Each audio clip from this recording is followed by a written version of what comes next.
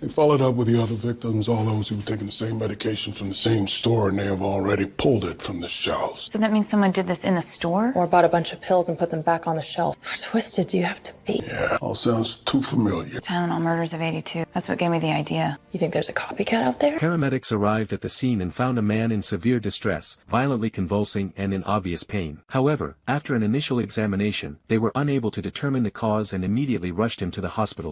Upon arrival, they discovered multiple other patients had been admitted with nearly identical symptoms. Doctors initially suspected possible multiple toxic exposures and quickly accelerated toxicology testing.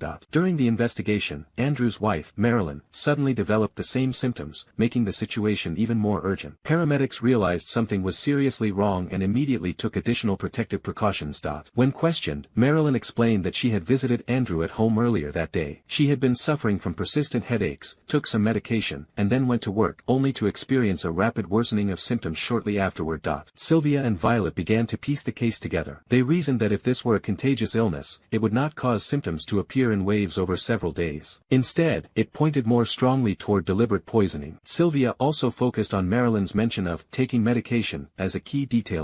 The two investigators went to Marilyn's home and retrieved the medication bottle. They soon discovered tiny puncture marks on the foil seal. Further investigation revealed that all of the affected patients had purchased the same medication from the same pharmacy. Police then reviewed surveillance footage and ultimately identified the true suspect.